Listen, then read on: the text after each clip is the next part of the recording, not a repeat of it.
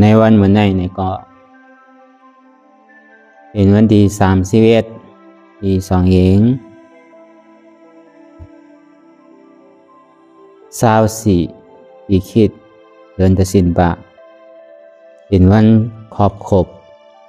บวันที่วิจิตรธรรมะอนัตตารามธรรมโบเมืองหน้า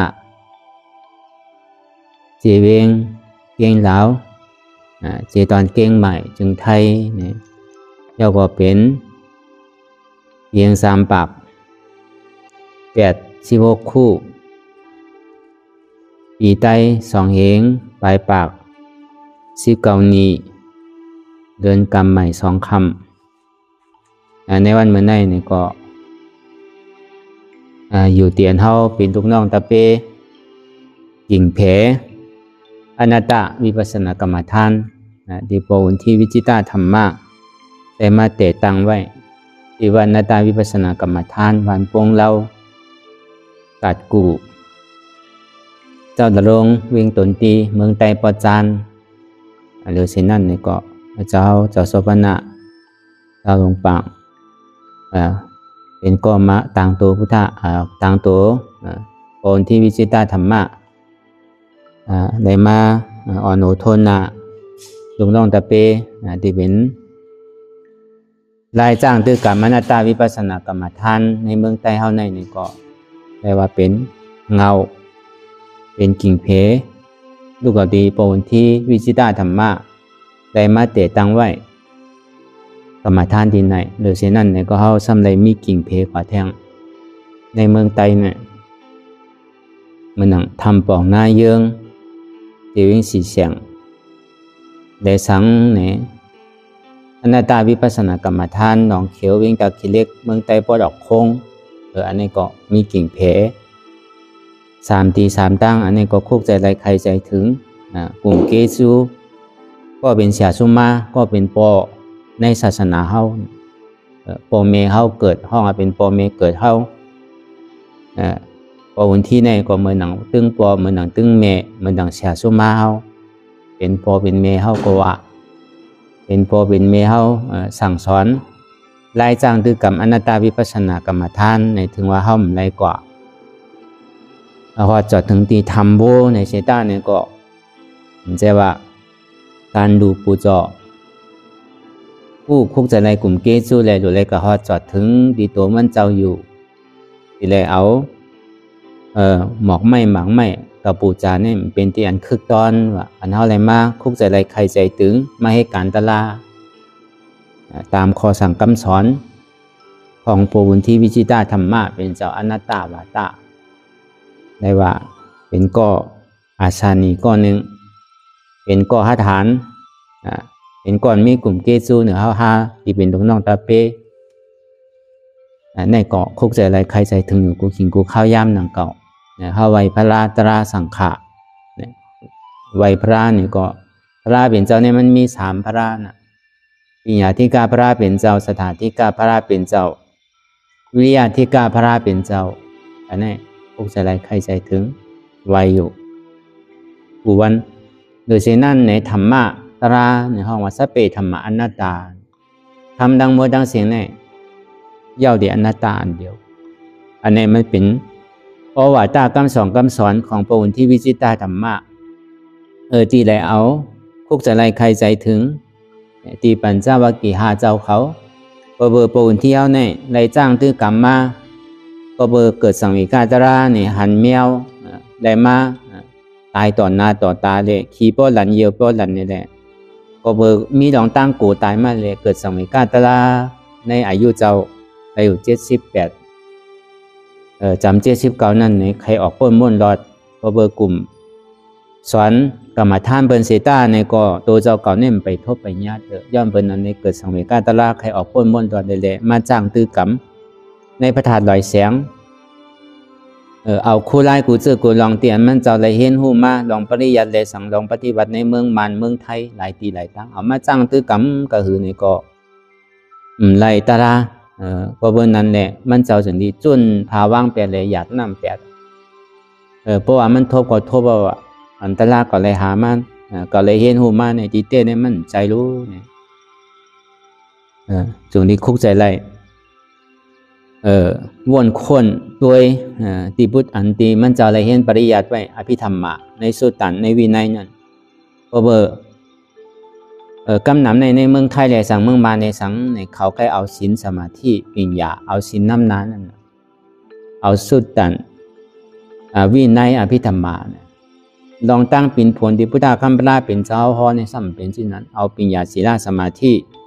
โดยเช่นนั้นอภิธรรมะสุตันตวินัยเนี่ยมันเจ้าจะมีคุกใจไรที่พุทธคัมภีร์เป็นเจ้าฮออนัตตาลักษณะสุปันปัญจวัคคีย์เจ้านั้นมันเจ้าคุกใจไรนั่นแหละจึงที่จนพาวางกุบบอกในประมาณนางตลาเนี่ยมันเจ้าก็นางมหาปรินก็เดียวพอคุกใจไรเช่นนั้นหยาดน้ำแปดอันตั้งหูเจ้าเก่านั้นที่พระธาตุลอยเสียงตึกเป็นปอขาวปูชินอยู่กะจ้างตึกกำตลาในปืนโปหุ่นเฮาเฮาพอเลยคุกใจไรใครใจถึงน้ำกัดน้ำแขนเสียสุมาหลวงเฮานั้นถึงมาตัวมันจะเอาอนุปฏิเสสานิปันเข้าชนมาค้ำกว่าเย้าขันธานิโรธาเขาเป็นอนุปฏิเสสานิปันครอบครบ3 ปีในก็มันจะเขานี่ปั่นกว่าเย้าตัวมันเจ้าได้ก็ป้นกว่าเย้าเนี่ยคือถ้าว่าลูกน้องตะเปเปลี่ยนยางจอมเส้นตั้งปอบุญเมื่อหนังปอเฮาเมเฮาคนหนึ่งแหละก็พวกใครกว่าเตียนมันเจ้ากว่าในจึงก็เป็นลูกน้องตะเปอันเจียจางในจึงเนี่ยที่ไรจ้างตื้อกำจอมคอสั่งกำสอนของมันเจ้าอันที่ไรสั่งสอนไว้ก็มันเจ้าผู้หันป่องแจงเลี้ยงใจลองพระเป็นเจ้าเฮาห่อปัญจวัคคีย์เจ้าในอนัตตลักษณะสูตรนั้นในขันธหาเปิงเป็นอนัตตานั้นเอาตั้งรูปขันธอนัตตาวิญญาณขันธอนัตตาเวทนาขันธอนัตตาสัญญาขันธอนัตตาสังขารขันธอนัตตามันเจ้ามาป่องแจงเลี้ยงใจซื่อป่องใจดีรูปขันธอนัตตาไว้เหมือนหนังเจ้ากรัญญานั้นเป็นเสียสุมามันมีเสียสุมาอันรีบมีเอาใน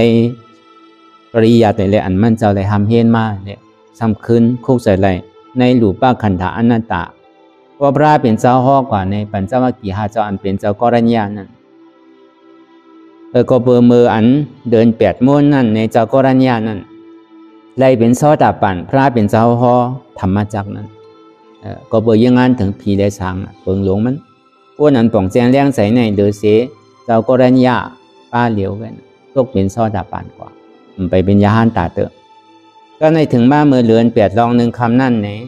พระเป็นเจ้าฮอจึงดีฮออนัตตาลักษณะสุขอันเฮาว่าได้มาจ้างตื้อกรรมคือเฮาบ่เป็นปืนคือเฮาบ่เป็นที่อันหมายต้องไว้ก็เป็นอูเป็นแม่เฮาว่าปวุนที่วิจิตาธรรมะเมื่อเข้ามาในศาสนาเมื่อตึกเป็นก้นเฮาเพราะว่าเจริญสารคัดนั่นน่ะเจริญที่สารคัดนั่นคัดที่อันมันแม่นกะก็เพิ่นนั้นนี่แหละคุกใจไรใครใจถึงวนค้นขึ้นดีพอสั่งกำสอนดีมันจะเลยทบญาตรามาสื่อนั่นแหละเขาก็ซ้ำขึ้นมาบอกใครในกันนั่นแหละพอดีเป็นแห้งใจหรือเอาพอเลยหู้ดีกว่าดีมา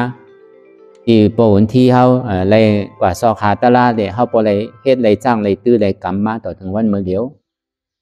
ในก้นหอมันเนี่ยก็เลยยามเป็นลูกน้องตะเป้ปนมาตั้งแต่เมื่อเป็นก้นเฮินอ่อนโหโทนาเปิ้นบางบุญที่เขาได้มาเปิดปังตลาที่เมษายเนี่ยตอนนั้นมาต่อถึงเบอร์เดียวเนี่ยผมมี10 ปีปลายก็เบอร์นั้นตั้งแต่วันนั้นมาต่อถึงวันเมื่อเดียวเนี่ยก็ตึงคุกใจไรใครใจถึงกูขิงกูข้าวยำการคุกใจไรใครใจถึงเนี่ยมันโดดลาดออกนี้ซบหนังเก่าในใจเขาลึกๆเขาไว้สาอยู่กูขิงกูข้าวยำเนี่ยก็เหมือนเขาว่ามาเมื่อเจ้าน่ะเขาไว้พระเนี่ยมีอยู่ปีญาธิกาพระเป็นเจ้าสถาธิกาพระเป็นเจ้าวิริยาธิกาพระเป็นเจ้าธรรมะตรานั่นในก็บอกว่าธรรมอนิจจทุกขอนัตตาในก็ว่าสังขารนั้นรู้มหาสวากะอัครสวากะปกติสวากะเมื่อนั้นเพราะว่าพระเป็นเจ้าเย่าก็ปัจเจกพุทธะอันนั้นก็เป็น2มาก็เป็นธรรมอนิจจทุกขอนัตตาอนัตตาก็ดีว่าอันยอดมันก็การอนิจจในทุกขาเนี่ยมันเป็นแห่งสัมเวกะก็ในก็มหาสวากะอัครสวากะปีกซ้ายปีกขวาพระเป็นเจ้ามหาสวากะก็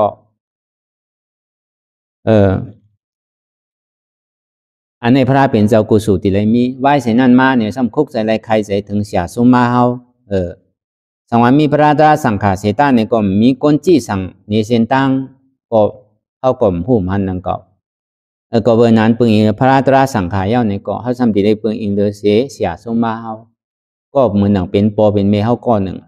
ปอเมเกิดเท่าเนี่ยเกิดเท่ามาเย้าเวลาปอเมอันตั้งธรรมเนี่ยเป็นปอวุนที่วิจิตรธรรมะเหมือนหนังก้นห่อมันก่อมใจว่าดีได้ลาดออกซบติ๊กก่อมใจหนังเก่าโดยเลยยังจอมเสียนตั้งขอสั่งคำสอนตะล้านวันนี้มันเหมือนกันอ่ะมันได้ทบได้ยามันเหมือนกันอ่ะมันที่คือเหมือนกว่ากูกำกูคอเหมือนหนังปอวุนมดเนี่ยก็เหมือนหนังเยิงปอวุนแปดอ่ะเหมือนหนังตัวเจ้าเก่ามีลองตั้งน้ำก็ได้เลยเอาคอสั่งคำสอนกูกำกูคอเนี่ยเหมือนหนังเปิงอิงก็ว่าเหมือนหนังเป้โตเนี่ยก็ว่าเหมือนหนังเอาเสียสุมาหากินเนี่ยก็ว่าอันนี้ก็มันดิ่มสั่งถูกเหมือนหนังตลาอันวันนั้นพุทธคัมภีร์เป็นเจ้าเฮาก็มันแจกเพลหนังเก่าเจ้าสารีบุตรตลาก็ยกย่องเป็นปัญญาภายปัญญาลองตั้งหูตั้งหันนั่นเป็นปีกว่าพระเป็นเจ้าลองอภิญญาลองเข้าสมาบัติลองอันติมีอภิญญานั่นนี่ก็ยกปันเจ้าโมกขดานเป็นปีกซ้ายได้อิทกถะเมื่อหนังเจ้าอนุรุทธานั่นยกปันลองที่พระจักขุยานนั่นอันนี้ก็พระเป็นเจ้ายกย่องเหมือนกันดูพวกเราในก็เป็นลูกนอกตะเป้ปวุนเสตาในก็ขอสั่งคำสอนในพวกเขายางจอมเสียนตั้งสมาธิที่สมาสังกัปปะเหมือนหนังปวุนที่สั่งไว้ก็เหมือนหนังยางจอมเสียนตั้งมันเจ้านั่นนะก็เบอร์ขอสั่งคำสอนก็มันถึงเป็นอนัตตาลอนดอนเพราะมันเป็นเช่นนั้นเนี่ยเปิดดีทางว่าพอดาราเนี่ยซ้ำตัวโลย่ำเอาคำปวุนหีคำหีคอเนี่ยอันนี้ก็จังเลยยินมาอันนี้ก็เติงมันไผว่าไผหู้ก็ลองของเขานั่นแต่ก็อันลำลองมันนั่นเขาสอนพิษสอนเปิงเขาสอนจอมเสียนตั้งเมื่อหนังปวุนสอนในก็มันพิษตาพิษตั้งมันเนี่ยก็เย้าอย่างอินก็เอาปวุนมาอ้างดีๆเนี่ยก็มันก่อมปอเหลี่ยเพราะมาวนตัวลึกๆก็ดีเต้เลยมันมีในหมากหัวใจเขาแกอยู่ที่ไรเศร้าที่ไรพออย่างจอมเสียนตั้งปวุนที่ไรสั่งไว้เนี่ยก็เขาก็คุกใจไรใครใจถึงกูขิงกูข้าวยำใบสาวกูขิงกูข้าวยำใครว่าอยู่เซตาเอาหมอกปู่เจ้าวู้เจ้าตึงวันตึงคืนอยู่เซตาเนี่ยก็พอห้ามยางจอมเสียนตั้งขอสั่งคำสอนมันเจ้าเนี่ยก็บอกว่ามันทมยันมันยามันเจ้าหนึ่งก็เป็นหลอกเป็นหลายแกเหมือนหนังพระราเป็นเจ้าเอานี่ปั่นมือจำเดียวนี่ปั่นนั่นบางหมอกไม่ดีเมี่ยวหมอกก็หมอกเสียงโดยเสนั่นในเมืองผีเขาเนี่ยเอาหมอกในเมืองผีมาปู่เจ้าพุทธกัมพระเป็นเจ้าก็เต็มกว่าเสียงเหมือนหนังคุณผีสองก็ห่างแหนหมอกในชัจวลาเนี่ยมันยาวกว้างขวางนะวะเขาก็เนี่ยเทศได้เลยพระเป็นเจ้าพอดีเอานี่ป่านเนี่ยว่าเนี่ยอารมณ์มันตันย่อมก็เนี่ยเอามาปู่เจ้าพระเป็นเจ้านะใครเป็นสิ่งนั้นใครให้ใครห้องน้ำหูน้ำตาพอออกเรือเซตาเนี่ยก็อนันตาเนี่ยว่าขึ้นชื่อว่าปู่เจ้าเขาว่าอยู่จำเก่าเซตาเนี่ยก็อย่างจอมเสียนตั้งเตียนเก่าสั่งสอนไว้ก็ขึ้นชื่อว่าอย่างจอมเสียนตั้งเก่าว่าก็หลายๆอย่างจอมเสียนตั้งเตียนเก่าเลยสั่งไว้ในมัชฌิมาปฏิปทาเสียนตั้งสายกลางนั้นปัญญาศิลาสมาธินั่นอันนั้นปองอะไรทบอะไรเงี้ยเก่าเสียว่าสั่งว่าเก่าตายกันในป้าเหลียวก็ให้ว่าเสียเก่าตายก่อนนั่นอันต่างตัวก็นี่ที่มีอยู่84,000เองว่าต่างตัวพระเป็นเจ้านั่นนี่ก็อภิธรรมะสุตันตวินัยนั่นน่ะอภิธรรมะ82,000เหงสุตันต21,000เหงวินัยะ21,000เหงมีอยู่84,000เหงเนี่ยพระเป็นเจ้านี่มีอยู่84,000เหงน่ะยังดินนำเลยเสียเก่าอยู่เนี่ยว่าอันเนี้ยในวันเมื่อไหร่เนี่ยก็มันครบ3 ปีวันที่31เดี๋ยวปวุนเฮาได้เข้าสวนมหาคัมกว่าเขาเป็นอนุปฏิเสสานิบาตเป็นอาราธาโพตัดขัดซับแปดเมื่ออันมันเจ้าได้กับจ้างตื้อกรรมในพระธาตุไหวเสียงนั่นได้ก็เป็นอริยะโพอริยะกว่าซ้ำได้มาเป็นยาหานตาเย้าตัวการกว่าได้ทำโวได้มาเป็นดีขันเพราะว่ากิเลสานิโรธาเพราะว่าซาอุปฏิเสสานิปันยังตึงมีขันธาก็การไล่ใจมันตายเป็นยาหานตากว่าเมื่อที่ทำโวนั่นอยู่แล้วแหละพอเอาใจว่าเต้ได้ปวุนได้ก็ใครมาเอานี่ปั่นเมืองใต้ก้อยกะลืมกลุ่มเตียนมันจะอะไรนี่ปั่นที่มันจะอะไรเป็นอาราธาโภกะที่ทำโวเมืองหน้านี่แหละเป็นคือเขาตึงตีอยู่ที่นั่นเป็นที่อันหมายต้องไว้อยู่ที่นั่นเขาก็อยู่ในเมืองใต้ก็เขาดีกว่ามาก็มั่นใจเป็นของง่าย ก็บนนั้นโดยเสียว่าเฮาหนังตาลาคุกใจไรใครใจถึงเหมือนปูนเฮาตั้งอยู่เอาคอสั่งกำสอนมันเจ้าไอ้แหละเอามาวนเป็นแห้งใจเฮากว่ากันนั่นน่ะเฮาก็อย่างจอมเสียนตั้งเตียนมันเจ้าในเตะไรเฮ็ดไรสร้างไว้หนังเตียนมันเจ้าไรเตะไรสร้างไว้นั่นมันติ่มพ่งปิ้วมันติ่มแตกยายนั่นนี่ก็เฮาว่าทั้งว่าเฮามีแห้งอ่อนเฮามีโกนเกศเสตานี่ก็เพราะว่ามันมีกามีขันนี่ก็โกนนี่มันหล่นน้ำอ่ะพอมันมีกามีขันก้องก็มันมีกามีขันโกนมันเป็นปากเป็นเฮงก็มันมีคุณภาพเนี่ยเพราะความไทยว่ามันก็ทุลาสังมีน้ำก็มีหลอกมีหลายสุกซักมาหลายแกมีกามีขันสังมีตั้งหูตั้งหันสังอย่างจอมเส้นตั้งฉะนั้นเนี่ยก็มันมีอติเปสังบะโกนเนี่ยเพราะว่ามันเก๋เพราะว่ามันมีกามีขันเนี่ยหนึ่งก็มีกามีขันมันจะว่าดูอยู่เป็นชิบเป็นเศร้าหันเป็นอยู่เป็นปากเป็นชิบเป็นปากเป็นเฮงแหละโกนนำแหละก็ว่ามีกามีขันใช่ว่าโกนเก๋ลองตั้งสุกสักก็เก๋โกนนำก็ลองตั้งสุกสักก่อนนำกำนำในโกนนำเนี่ยมันมีกามีขันโกนเก๋เพราะมันมีกามีขันมันมีคุณภาพเนี่ยมันมีตานโพเนี่ยก็มันอยู่ดีเลยก็มีตานโพโกนมันนำมันมีตานโพก็มันทุลาสังมันเป็นมีอ่อนขายจอมในกาดแกเหมือนอย่างเสียงดีเนี่ยมันใจหลวเลยว่างไว้ในกาดอันนี้ก็เป็นคอสั่งกำสอนโปรบุญที่วานังเก่าเมียวเสียงดีเนี่ยเป็นว่างขายจอมกาดเมียวเป็นหมักพิงหมักเขอแกอันเป็นว่างขายจอมกาดเมียวเป็นเสียงแก้เป็นว่างขายจอมกาดเสียงอันดีเนี่ยเป็นยังกูเป็นหูจักก่อนนังเก่าการดีไรตะลามักตะลาผูตะลาเนี่ยมันลีลาดนั่นมันโดดลาดดิ้งนั่นโดเฮ็ดเนโดลาโดจ้างเนโดยางจ้องตั้งซื่อๆโดแลกะลาดเนเปิ้นคือเปิ้นป้อเลยหยุ่มเลยยามาเก่านี่เป็นอริยะเก่านี่เป็นยาหันตาเก่านี่เป็นอนาคามดูมาไว้มาสาเก่าป้อเลยไว้นี่เลยถอดเลยแมดป้อพิเตอร์เนี่ยมันดีนะเป็นเมียวนั่นเมียวในอันนี้มันดีลาดป้อวันที่ตั้งว่าไว้พอเมียวเสียงดีเนี่ยเป็นยังโกก้นหู้กันพอเป็นมาโจนเนาะเมียวเสียงดีก็เป็นวางขายจอมกัดนั่นมันใจเหมือนหมักพี่หมักเคิมใจเหมือนเสียงแก๊กแหละมีกามีขันมันใจที่นั่นอันนั้นก็เหมือนนั้นหนังเก่าจังว่าโกนมันเก๋ก็เพราะมันมีกามีกันเพราะมันพร้อมเสียงเปล่งปากกันก็3ก็4ก็กัดเย็นเนี่ยว่ะมันโดนน้ำโกนเอาพอมันมีน้ำกัดเนี่ยไอ้ใหญ่ๆลำลองมันเนี่ยมันหนุพึกโกนเท่าไรคืออะไรมีน้ำกัดอยู่ที่ไรก็หรือไรเป้โตอยู่จ้องกันเป็นหมู่เป็นพุงอยู่จ้องกันเป็นซีเป็นซาเป็นปากนั่นเป้โตก็ทุลายสุกซากมาหลายเป็นอันซบกำน้ำเป็นอันตาน้ำหูน้ำซบน้ำแกทางดีกว่านี่ป่าทำโลงตั้งไตไว้นั่นก็เบอร์นั้นเนี่ยนะว่าเป็นลูกน้องตะเปปอุที่วิจิตาธรรมะอันอยู่ในเมืองใต้เฮาในเนี่ยก็ได้ว่าที่ในก็มันเป็นเงาเป็นเก้ามันอ่ะที่ว่าหน้าตาวิปัสสนากรรมฐานที่มันปงเรากัดกูเมืองใดปอจานเนี่ยยาวก็กิ่งเพอันเฮาว่ามาเมื่อเช้านั่นน่ะทำป่องอนัตตาทำป่องหน้าเยื่องเลยสังยาวก็อนัตตาหนองเขียวเวียงตาขี้เล็กเลยสังใน3ตีเนี่ยเป็นชื่อก็ที่คือมันพอเลยเปิ้งใสกว่าถือพอมีการดาราไว้เสียติ่มได้ภาวังการดาราที่ได้มีปักเปิงเหมือนกันเชียงอันนั่นคือแหละคอสั่งกำสอนปอุ่นเที่ยวเลยมาเปิดปากนี้เลยมาเตะตังในก็นั่นคือแหละติ่มจื้อมันเจ้าติ่มไฮไลท์กว่าในก็ก้นหอมมันก็ดีคัดใจแหละตีซิมทิ้งซิมหอมไว้นั่นคือแหละมันตียินยาวกว่าตั้งนาแต่ก็ตีเลยตัวถึงตีเลยคัดใจแหละคือมันพอเป็นที่อันจ้างตื้อกรรมกว่าในก็อันดำรองมันในก็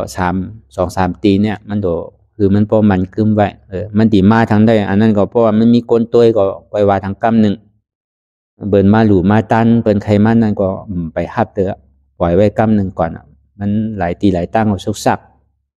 มันโดมีก้นดูแลลุมลามันโดมีก้นทางโตมันจะดีสั่งถูกกว่าบอกข้างในก็แค่มาว่าก็เบิ่นนั้นนี่แหละเฮาซ้ำปอกขึ้นมือเนี่ยที่ปวุ่นที่วิจิตาธรรมะเฮาเหมือนติไรตะลานนั่นก็เบิ่หันแมว มันเจ้าเลี้ยงอะไรตายกว่าสุนาตันตาเพราะมาเหตุการณ์ดาราเมื่อกูปองไปปองแสงเลี้ยงแสงหน้าตาเตือนนี่ก็เอาคู่ไล่กูเสือกูลองอันที่มันเจ้าเลยเห็นมาในเมืองไทยเมืองหมันเมืองไทยไม่เฮ็ดสื่อก็ใจตึกพงตึกปิวอยู่ยังคุกใจไรหมาคุกใจไรเฮือนคุกใจไรโฮงสีเขาคุกใจไรสิงเกะคุกใจไรกาคุกใจไรลูกดีกว่าเฮียงในใจนี่ป้อมนี่มีปอกเนี่ยเฮ็ดก็เฮ็ดมาเตะถึงดีกำนึงสุดมาเพราะอะไรโทษก็โทษเพราะว่าตาลาเนี่ยเอาหยัดน้ำเปียเลยเอาเพราะเป็นนั้นก็จึงนี้มาคุกใจไรอนัตตาและขณะสุเวแหละปล่อยภาว่างอันเจ้าเก่าหู้มาเสียงๆเลยแต่นี้มาวนอนัตตานี่มันใจตัวเก่ารู้มันเจ้าซ้ำมีรวมขาขึ้นเพราะว่ามันนางตาลาเนี่ยขามันใกล้เป็นเกี่ยวว่านางหึงเต้ก็มันไรแต่กูบอกได้เพราะเหตุการณ์ตลาดเพราะมันกดมันขึ้นเมยมากนี่ก็ซ้ำไปเอาตลาดนั่นน่ะจุกเอาตลาดนั่นน่ะเหตุนั้นก็มันเหตุใจนิ่มไรวะเพราะมันนางเมื่อไรเพราะมันเจ็บมาเนี่ยร่วมขึ้นขามันป่อมาดีกว่าเพราะเป็นนั้นก็มันก็จุนยอมจุนตั้งอธิษฐานเมื่อหนังพุทธคำพระเป็นเจ้าเฮาเมื่อที่เป็นสัพพัญญูได้อย่างนั้นพอบุญเฮาใกล้ห่อเสียเนี่ยนี่ก็เป็นข้อกรรมปอบุญนังเก่านั่งมหาปรีนี่ก็ตั้งอธิษฐานดี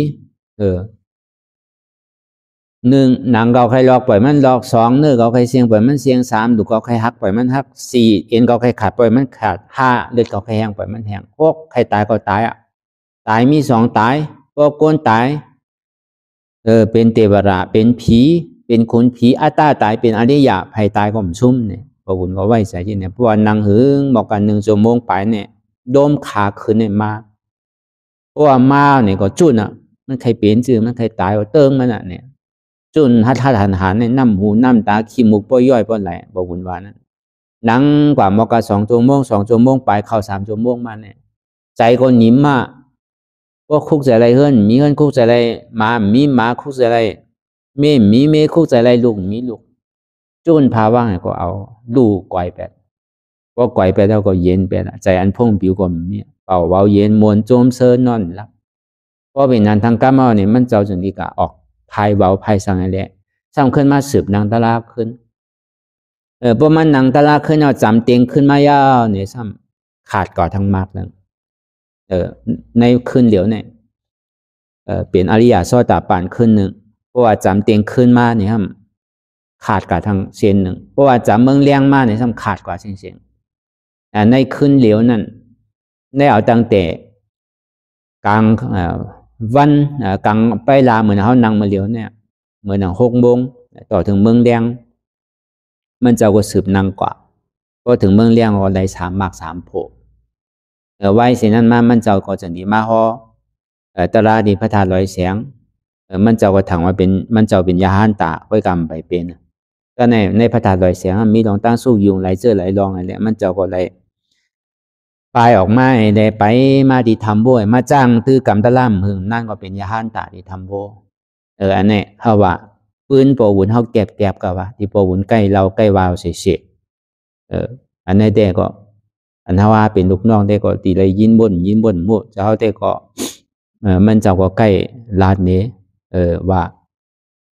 ถึงอยู่จำมาจนที่หูกับเฮตลาติทำบัวก็โปวุนเนี่ยเลยมาเป็นยาหันตะติทำโบเนี่ยจนที่คุกจนที่หูมาจนที่หันมาจนที่ถามมาเนี่ยโปวุนเรียกว่าเลยมาเป็นยาหันตะที่ทำโบเมื่ออ่อนตั้งที่พระธาตุลอยเสียงเนี่ยไปเป็นเตอะการไปเย่าเตอะก็เวนั้นแหละคอสั่งกำสอนของมันเจ้านั่นอันเท่าใกล้รัดใกล้ว่าอันนี้ก็เป็นคอสั่งกำสอนมันเจ้าตายมี2 ตายนั่นก็ก้นตายเป็นเทวราอัตตาตายเป็นอริยะภัยตายก็ซุ่มนั่นปวุญเท่าก็ตาย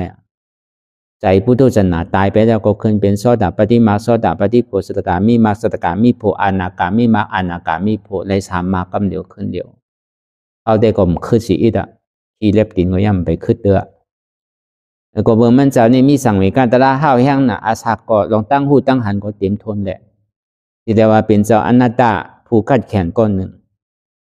เรียกว่าที่ในนั้นก็หาหยาบน่ะมีไผฮัดท่อคอฮัดหลัดฮัดว่าฮัดจ๋าว่าซื่อๆก็หมอหูถอมก็เป็นตลานั่นน่ะก็เบิ่นให้ตลาก็มันถอมไรนั่นน่ะก็เบิ่ สื่อป่นตีนั้นน่ะก็เบอร์นั้นน่ะในวันเมื่อไหร่เนี่ยก็เขาก็คุกใจไรใครใจถึงวันขอบครบ3 ปีอ่ะดิมันเจ้าเลยเขาอนุปฏิเสสานิปันอนุปฏิเสสานิปันเนี่ยกวายไปแล้วขันธามมีอ่ะมันจอมในกติปฏิสันติที่ไรทั้งเอา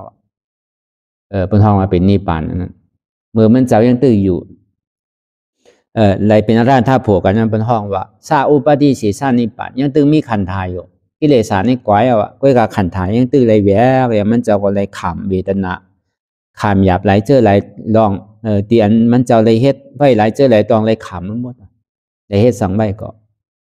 การมันเป็นจัดชุดไทยจัดกำนึงชุดเดียวเลยก็การดีเลยฮับเลยขำมีไผรอดเลยพระเป็นเจ้าก่อมเจ้ายาห้านตาป้าเลยก่อมรอดเลยนะก็ต้องพระเป็นเจ้ายังเลยขำดูอันนี้แหละอันนี้ก็เปิดนั้นในวันเหมือนในก็วันที่31เนี่ยนะพ่อสอนมันที่วัดเนี่ยมันเจ้าได้3 ปีป้าปีแนวตีเมืองไทยเลยเขาก็อ่อนกันเฮ็ดปล่อยเฮ็ดลามอยู่ปูเจาะไว้สากันอยู่ก็เขาก็อยู่ในเมืองใต้เนี่ยเขาคุกใจไรใครใจถึงขอสั่งตั้มสอนนี่แหละหรือเสียยังจอมเสียนตั้งปวุนสอนนั่นมันที่คือเขาหอดจอดถึงนี่ป่านที่ก็เย็นไรเขาเคยเอาเงินเอาคำเอาหมอกไม่ห่างดีห่างงามน้ำหูน้ำตาไก่อยู่จำในกะให้ห้องถึงวันถึงขึ้นก็มีอธิเปรมมีพรดีสังพอห้อมยางจอมเสียนตั้งขอสั่งคำสอนมันเจ้าในอนัตตาวาตานั้นก็เป็นเจ้าใต้เขาก่อนหนึ่งเป็นเจ้าใต้อันกัดแขนอันเขาว่าถูกที่ยกย่องเป็นจิกเป็นจอมมีอันไรแต่ที่แต่ก็ว่าในปอเมเขาเตียนเขาเข้ามาในศาสนาปอเมตั้งธรรมเขาเนี่ยแต่ที่ขึ้นปอวันที่วิจิตาธรรมะนี่ก็มีว่าเป็นครูว่าอาจารย์นั้นสูงสุดปุณตาเขาด้วยการอยู่เหนือครูว่าอาจารย์เขานั้นก็เป็นพระราตราสังขารนั่นแหละญาติกาพระเป็นเจ้าสถาติกาพระเป็นเจ้าวิยาธิกาพระเป็นเจ้าพระเจกาพุทธาเขาเจ้าธรรมะอนิจจาทุกขาอนัตตาได้สังมหาสวากะอัคราสวากะปกติสวากะอันติปนเมื่อเสียงนั้นอันใน4มาก็ปอเมตั้งธรรมเขาก็เป็นเสียสุมาเขาปอวันที่วิจิตาธรรมะนั่น5มาก็เป็นกลุ่มปอกลุ่มเมเขานั่นใน5เปิง5ปานั่นเป็นห้องพระตราสังขะเสียสุมาปอเมเสียสุมามันนั้นอันนี้ก็คือเขาพอคุกใจไรใครใจถึงก็เปิดวันมันในมันเป็นวันที่อันลำลองบนตาเฮาฮะเพราะว่าในเมืองเปิ้นมันเป็นวันคู่นั่นน่ะวันคู่อนัตตานั่นน่ะพอดีว่าเตะในเมืองไทยก็เป็นอ่อนกันเฮ็ดเป็นวันอาจารย์เป็นวันคู่เขาดียกย่องก็หลายคนหนึ่งเพราะวันขอบขบอันที่มันเจ้าหล่อนมันจะเอานี่ปั่นกว่าเย้านี่ก็เปิ้นตีมาจู้กันกูผายกูป้ายก็มาฮอตะลาอันจะเป็นลูกน้องตะเปเตียนเลยตัวทบเลยทบมาเตียนมันจะเป็นชื่อหือมันจะเอาเลยผักว่าวัตตากรรมสั่งสอนให้เป็นชื่อหือเมื่อมันจะตึกอยู่มันจะมีวัตตาชื่อหือเขาทำไรตัวทบย้อนมันจะชื่อย้อนเบอร์สั่งในเขาทำไรตะลากว่าอันก่อนไรตะลากว่านี่ก็มันก็ไขหนีลองตั้งอันเป็นไรตะลาก็เบอร์มันจะสั่งสอนเรื่องนั้นนี่แหละก็มีลองตั้งคัดใจในเหตุการณ์ตะลากว่าเลยพอได้โทษได้ญาติเลยคุกจะได้ใครใจถึงในข้อสั่งคำสอนของเสียสุมาแหละเพิ่นก็มาเล่าในเหตุการณ์ตะลาได้ทบยับโอวุนได้เป็นชื่อหือได้ทบเสียสุมามือได้ทบได้มือทบมือไหลมันจะสัมพอตะลาอันใดเลยหึงปดตุ้มเตอร์ใจเนี่ยอันนั้นเปิ้นอ่อนกันมากูวันกูเมืองอันจะเป็นลูกน้องตะเปนะเพราะเป็นเปิ้นเพราะเป็นอันจ้าเปิ้นเป็นเคอเปิ้นในเมืองไทยนั่นเป็นอ่อนกันเฮ็ดกูปีเป็นย่องย่องมันหนังลุงน้องตาเป้เนี่ยก็เป็นพร้อมเสียงเปล่งปากกันขี้เก้กันมีลองตั้งอิจฉาอิจฉามิสระยะพร้อมเสียงเปล่งปากกันหันเปิ้นดีก็ผมโจมจ้องประทานเมตตากรุณามุติตามีมุติตาลุงน้องตาเป้บ่วุ่นที่เนี่ยก็ในก็เตรียมดีออกก็ในก็ฮอตราออกก็ในก็ฮอไผ่ใต้ก็ในฮอไผ่อังกฤษก็ในฮอไผ่เคก็ในฮอไผ่ไทยเนี่ยเปิ้นโยงยองกันเปิ้นเช่นนี้กันก็วันนั้นเปิ้นเอากลุ่มเกจูเสียสุมาเป็นอันหนึ่งอันเดียวกันแหละก็วันนั้นนะถ้าว่ากับการได้ลองปวุนที่วิจิตาธรรมะก็เปิ้นมันขอบวันที่31ปีเสียงพอดี ปีเสียงจับอดีมันจะเอาอนุปฏิเสสานิปานก่อนนั้นก็เบอร์นั้นในข้อสั่งคำสอนมันเจ้านั่นมันนำหนะในปรับในหลีก็มีนำหนะกวยกะหนึ่งข้อเนี่ยมันถึงมีนำกัดมันถึงมีหลอดมีแก่นกูเจอกูลองพอฮัดเหมือนหนังปูนว่าน่ะตายอันนี้ก็เป็นอันลึกขึ้นอันหนึ่งตายมีสองตายนั่นน่ะก็ก้นตายเป็นเทวราอัตตาตายเป็นอริยะภัยตายก็มซุ้มเนี่ยอันนี้ก็เป็นข้อกรรมมันเจ้านาสีนาเนี่ยวันนาเหลือนาปีนาจาดนาก็เหตุเตมันถึงไหลในนาสีนาเนี่ยอันนี้ก็เป็นข้อสั่งคำสอนมันเจ้าแล้วก็สามารถหารตัดถึงนั่นก็อันนี้เป็นข้อสั่งคำสอนมันเจ้าหาสังหาอนัตตาหันสังหันอนัตตาตัดสังตัดอัตตาถึงสังถึงกว่าที่เป็นอนัตตาอันนี้ก็เป็นข้อสั่งคำสอนมันเจ้าหาหันแจ็บหอดเนี่ยพอความไตหานตัดถึงอันในความไทยนั่นก็ในอนัตตาสุดยอดทำก่อไรใครก็หายตายก็หลอดยอดก็สุดกุดหักโหกูอ่ำมีเขียมจับลาบอ่ำโลโคอ่ำหอมล้อมนี่ปั่นยานใส่แรงอันนี้มันเป็นกิเลส30ตัวพอดีมาสอนความปาลีแต่มันเป็นความเจ้าอย่าหันตาลาดอันนี้ก็มันปิ่นมาเป็นความแต่อันนี้ก็เป็นข้อกำปงที่เขาอะไรเฮ็ดออกมามันถึงมีไว้มันใจเป็นข้อของก็หลายคนหนึ่งเหมือนเขาเป็นลุงน้องตะเบ้เนี่ยก็บางข้อบางกำเนี่ยก็มันเป็นข้อสั่งกำสอนของปงที่นั่นแหละนั่นก็มันก็มีตั้งนำในปรับในหลีกในลายที่มันเจ้าละเหตุไว้นั่นเหมือนหนังไล่จ้างตื้อกรรมในตั้งเลื่อนเข้าสู่นิพพานนั่นพวกไผ่ทะเลมักตะลาผุดตะลาในซื้อหนึ่งวันไหล4 ปอกเนี่ยปอกไหล2 ชั่วโมงเนี่ยวันหนึ่งใน8 ชั่วโมงเนี่ยสังวันทบตะลาเนี่ยโตขึ้นกว่าทั้ง2 ปัด1 วันไหล10 ชั่วโมงใน2 ปัดเนี่ยป้อมทบตะลาเนี่ยโตตอนขึ้นกว่าทั้ง3 ปัด1 วันไหลเนี่ย12 ชั่วโมงเนี่ยถึงเสียงมี42 วันเนี่ยอันนี้ที่มันจะเลยเตรียมไว้ที่ตั้งเลื่อนเข้าสู่นิพพานนั่นป้อมทบยาแต่ก็นาสีนาในที่ไล่อยู่เนี่ยนะ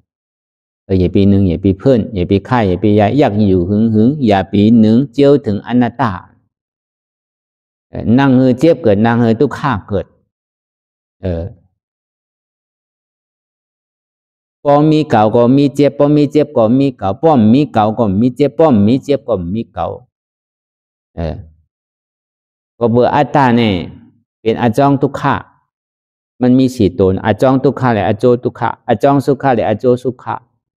อจองทุกขะเนี่ยเป็นอัตตาที่เป็นเก่านั่นอันเจ็บแก่นตรงตัวนี้สันนี่เป็นอโจทุกขะอจองสุขะเป็นยังอ่ำใจเก่าห้องอนัตตาเอาอนัตตาก็ออกอัตตาพออัตตาตัวก็เอาก็วิจิกิจฉาตัวก็ผลอโจทุกขะนั่นก็รับกว่า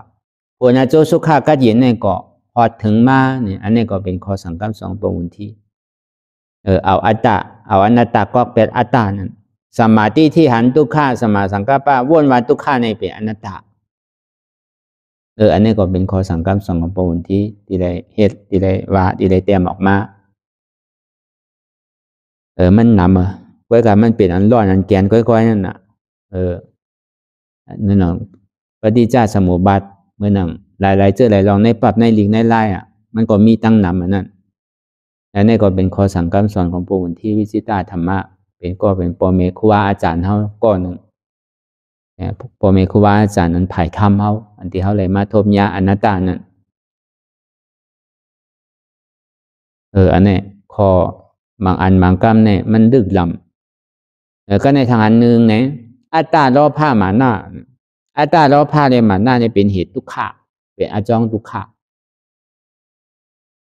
อัตตาล้อผ้าหมาหน้านั้นอัตตาห้ามว่าเป็นเก่าเป็นหมาหน้าสมามีเก่ามีล้อผ้าสำคัญอันเป็นเก่าเป็นใครอันมีเก่ามีอันนี้ก็เป็นข้อสั่งคำสอนพระองค์ที่เก่ามีในตัวมีในเก่าตัวในเป็นเก่าในเป็นตัว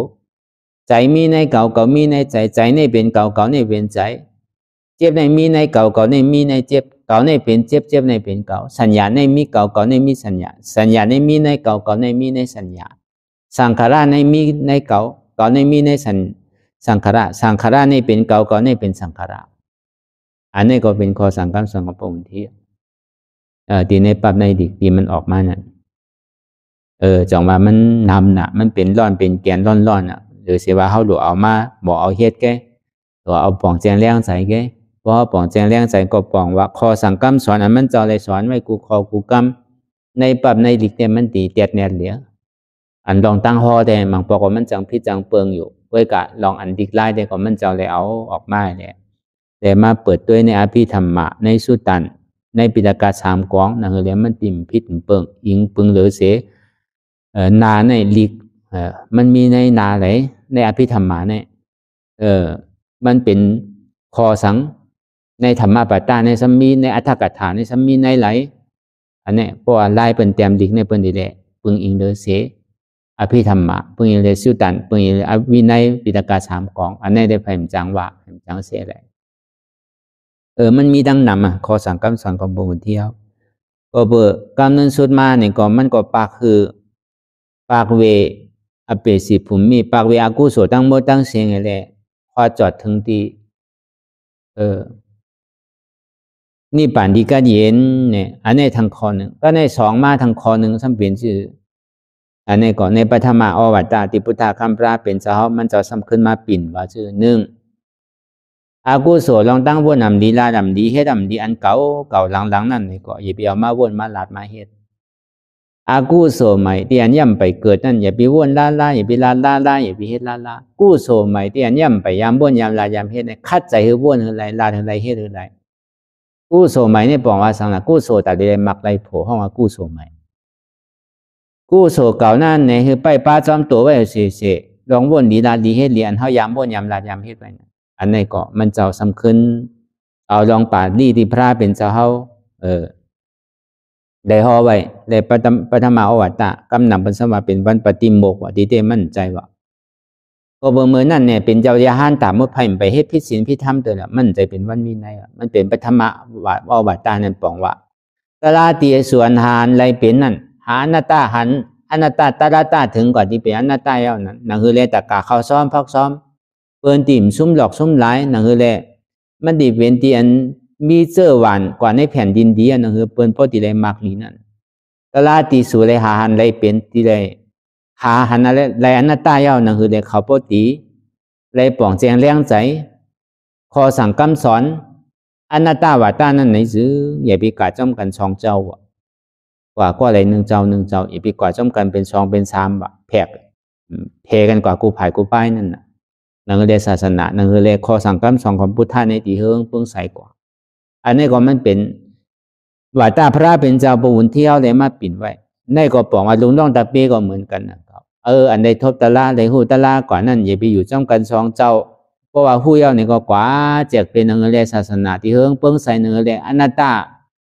ข้อสั่งคำสอนของพุทธคัมภีร์เป็นเจ้าเนี่ยพอดีเลยเฮิงเพิ่งใส่กว่าวันตาเมื่อนั้นนั่นนี่คืออ่อนก่อนกับกูผายกูป้ายกูตีกูตั้งอย่าไปกว่าจ้องกันสองอันนี้พระเป็นเจ้าก็ตึ้งถี่รู้ลองตั้งหูตั้งหันนั่นพออุ่นเที่ยวก็เหมือนนั่นนั่นก็มีหลวงน้องตาเป้ก็พอเป็นแรงเคยหูกูก็เพตื้นนำเกลือดีขนาดนั้นมันใจว่าตาลาเนี่ยมันเป็นของพอวุ่นใกล้ไผมาเอากับช้อนไรพอวุ่นวางไว้ปันก้อนใน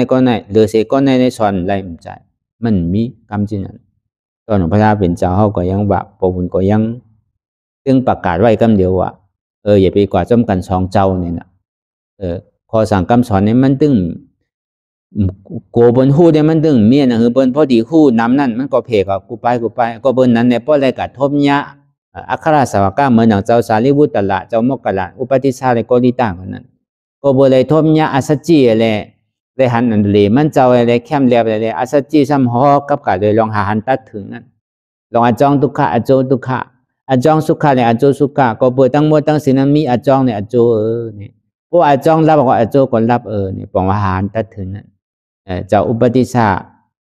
ก็เลยเป็นโตเป็นโสดาบันกว่าสำคัญมาเราเนี่ยเจ้ากอลิตาโตเป็นโสดาบันกว่าจึงที่มักเข้าหาพระเป็นเจ้าเลยพระเป็นเจ้ายกยองเขาสองเจ้า เป็นเจ้าสารีบุตรตละอุปติสานั้นก็เบหังละเมมันจือสารีบุตรห้องป้าเมห้องป้าจือเมมันเจ้ามกกะลานั่น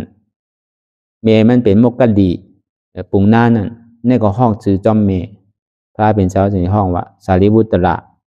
เป็นอุปติสากอริตานั่นเป็นเจ้ามกกะลาก็เบอร์นั้นแหละมังก็เนี่ยมาถามตราพระเป็นเจ้าเนี่ยพวกพระเป็นเจ้าห้ามทึกช็อตก็ห้ามไรนั่นก็มันจะพระเป็นเจ้าตีช็อตได้มือหมดนะมังก็ห้ามตีเลยเอาส่งกับปัญเจ้าสารีบุตรตละมังก็เอาส่งกับปัญเจ้ามกกะลามังก็ส่งกับปัญเจ้าอนุรุทธามังก็ส่งกับปัญเจ้ากัสสปะที่นี่นะลุงน้องตะเป้ก็มันจะพระเป็นเจ้าในตีเลยห่อตะไลเขาดีป่องก็เช่นก็มันใจว่ามันเถิกภายในช็อตในก็จึงที่เอาเมื่อมังก็ห้ามเอากับส่งปัญเจ้ายาหันตาเรียกอายุ7 ขวบไปเจ้าไหนก็มีดังน้ำอันนี้เขาว่าอันนี้เขาว่าพอเป็นที่นั้นมาเนี่ยพระเป็นเจ้าจึงที่ประกาศศาสนานั่นน่ะเรียกพอดีเฮิงเปิ้งใส่กว่าลองตาหน้าตาก็เหมือนนั้นก็มันมีน้ำคือก้นหมอสั่งสอนน้ำก็หือดวงนอนแต่เป้น้ำก็หือนี่ก็แค่ลีกันนั่นอันลำลองที่เขาหลบเป้ตัวเขาหลบจอดถึงกำนำพวกเขาเป้ตัวในซื้อเนี่ยเขาจางสอนพิษสอนเปิงกันนั่นแกพวกเขาหยุ่มยามอัตตาที่วิจิกิจสาตกปุดขาดกว่าระยะเนี่ยโสดาปฏิมาโสดาปฏิโพสกามิมาสกามิโพอนาคามิมาอนาคามิโพอรหันธมาอรหันธโพอริยล็อกไหลป้าไหลเสมวะอันนี้เกิงตานะเขาหมอโดหมอสั่งหมอสอนอยู่วะก็กับพวกเขาหูสังลาลาเนี่ยแต่ก็เขาก็โดดทำอันเปิ้นหูเปิ้นหันอันเสียสุมาเขาอันจังหูจังหันนั่นเขาก็ซ้ำโดดทำมันเขาโดดฮัดนั่นเขาตีสอนก่อนมันจะว่าตีเลยเสื่องซิมจะว่าตีเลยเฮฮับตาไปว่าอย่าไปสอนตลาดเนี่ยเลยเสียปวุนก็เหลียวแกเนี่ยปวุนหลอนกว่าเอาก็อันปวุนว่างไว้ก็เลยก็ตีเลยคือก้อนนั้นสอนก็ไม่ใจพวกอันเป็นลูกน้องแต่เป้ปวุนก็อันเป็นโตเป็นอริยโสดาปันกว่าก็มีตั้งนำหนังเก่าในก็บอกว่าป้อมใจเนี่ยมันดิ่มกว้างขวางแหละมันดียืนยาวอะไรนั่นนะก็เบอร์นั้นก็เบอร์คุกจะได้ใครใจถึงที่พอว่าตาขอสั่งคำสอนของพระองค์ที่วิจิตาเขาที่ปีนเป็นความใจเตียนเขาเข้าใจง่ายๆเข้าใจโยมอันนี้ก็มันเจ้าใกล้ลาดุเสียนะมีอยู่4 ข้ออันเขาว่ามาเมื่อเจ้านั้นอันนี้ก็มันพอเป็นอันง่ายอันโดมหัวน่ะจังว่ามันเป็นลายที่อันง่ายที่สุดพอลายเฮ็ดมันว่าเด้ๆนี่ก็หาสังหาทุกขาก็เบิกกวนเฮามันฮู้ทุกขาเนาะหันสังหันเหตุทุกขาตัดสังตัดเหตุทุกขาถึงสังถึงก่อนที่เป็นนิพพานในสังถึงก่อนที่เป็นอนัตตาเลยสังเอาสมาธิที่สมาสังกัปปะนี่เป็นเปิงหลงอันนี้ก็เป็นข้อสังกัปสอนของพระบุญเฮาหมดก็เบอร์นั้นในก้นฮอมันก็เลยทบเลยยาพระบุญมาตั้งแต่อ่อนตั้งตอนนั้นได้ยินชื่อมาหลายเว้ยเนี่ยก็มีใจศรัทธาแหละเมื่ออันดีทบพระบุญที่อ่อนตั้งนั่นเมื่อกูบอกได้ก็ยินเปิ้นเราลื้อก้วยหนังเก่าตั้งแต่เมื่อเฮาเป็นก้นเฮินก็เอาศีลเอาธรรมอยู่เอาศีล8ในเฮาว่าอยู่เจเวงเมษายนั่นว่าอยู่วันพาค่ำปีนึงก็พวกหมอเอาก็ซ้ำเป็นตารางหนังเก่าอยู่วัดอยู่ว่านี่ก็พวกหมอเอาก็ซ้ำเป็นอาตารางหนังเก่ากำนำเนี่ยอันเฮตารางมันบ่มีก็อุบกะลาดกันในอุบเรื่องเก่าเรื่องหลังก็หนังเก่าก็กับบนใครอุบซื้อก็อุบเฮาก็มีลองตั้งขันธิมีลองตั้งเยื่อนกันนี่แหละตัวลองเปิ้นฮู้ลองเปิ้นมันมีร้อนมีแกนสังรู้อันนี้เฮาก็เป็นตารางเฮากันในพอถึงปีทน2มาอยู่อ่ะอีช่องโกยมันนํเข้าว่าที่ทำกับเหตุการณ์ตารางที่ทำก็ไปฮู้สั่งเตือนเฮ็ดสมถะเลยเนาะ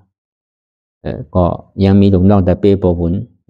เอาดิกเอาสังมาปันอยู่ก็ไปเข้าใจเด้ออนัตตานั้นบ่มันไปถึงขิงถึงข้าวถึงย่ามเด้อก็ไว้เสียนั้นมาจากนี้มีได้ก็เก่งใหม่แหละมาเข้ามาเรานี่ว่ามันเจ้าอนัตตาวัตตาอนัตตาวัตตาเนี่ยก็เฮาก็ไปปองใจเด้อนั่นก็อนัตตาน่ะก็เนี่ยมันจะว่าการมันเจ้าเนี่ยยาวเอาว่าอันนี้มันเตอใจนะอันว่าการเย้านั่นก้นเฮาเนี่ยเกิดมาหรือมีการน่ะการอันว่าได้มันมีเย้าอีปอกตั้งแต่เฮาความต่อถึงมือเดียวตอนนี้ถึงตายก็มีเย้าทุกคนเฮาในเหตุการณ์กูวันน่ะเป็นก้นเฮาก็เหตุการณ์ก้นเฮาเป็นมูลเจ้าเหตุการณ์มูลเจ้าน่ะในสมัยการเย้าเนี่ยมันเหมือนยามยินสิปอกเหมือนมันเป้ตุ้มเตอใจน่ะก็ฮู้เนี่ย มันจึงได้เกิดศรัทธาพอเกิดศรัทธาเนี่ยจึงได้อ่อนเอาได้ก่อกันนี่แหละเขาเปิดปังตะลาพอเขาเปิดเนี่ยมันดีเสียงนำหมู่ห้าเนี่ยมันเสียงให้แบบวูเฟ่แกมันเจ้าก็มักมันไว้ว่าคันนั้นนั่นก็เอาตามสิทธิ์นะเพราะฉะนั้นติเป็นไรอยู่ในกลหอมันก็จึงได้เข้าเมื่ออันทั่วโปบุญอันตั้งนั่นจึงได้ผิดป้ามันเจ้ามาเปิดตีเมียชายอันตั้งที่ว่าสันชายนั่นน่ะกลทบมันในก็เปิดเมียเลยพอเท่าก็ซ้ำตึกเปลี่ยนอยู่ที่เฮิรนตึงเมตึงเมลูกอ่อนเขาไอ้ก็คือเขามาเขาแต่ก็เฮ็ดขามยาไปเฮ็ดภายไปยาไปจ้าแค่ก็เบอร์คือเขาไอ้ก็เบอร์ก้นเท้าสำรวจตัวนี่แหละกลางในเจ้ามาเขาติมาเฮ็ดตีว่าตีจ้องก็มันไปเต็มทนมันมีหงตาดีกว่ามาก็เป็นอันหยาบจังที่เฮ็ดตีเฮิรนนี่แหละเอาปูนพรหอกามาตาดีเอาพักมาส่งปันก็เฮ็ดเบียเวจ้าโปวุนจอมนั่นน่ะเฮ็ดดีอยู่ที่เช้ามันเจ้าไอ้ก็ลุมลามันเจ้ามีขิงขาข้าวยามมันหนังตะลาก็มือมาส่งเข้าพักไอ้แหละเมื่อข้าวยาม8 โมงต่อถึง10 โมงปอกหนึ่งโดยเช่นนั้นเนี่ยก็1 โมงต่อถึง3 โมงปอกหนึ่งมีข้าวยามขนาดนั้นแกก็เฮ็ดกว่าพอเฮ็ดกว่ายาวเนี่ยก็เหลือใจว่าเมื่อกูปอกได้เฮาเฮ็ดใน1 ชั่วโมงแค่น่ะหู้สังน่ะดีเฮ็ดชื่อกว่าจังพุทโธก็หลายๆก็อรหังก็อรหังหลายหู้อธิเปมันเฮ็ดอยู่หู้ซ้ำเฮ็ดอยู่นั่นน่ะเฮ็ดใจ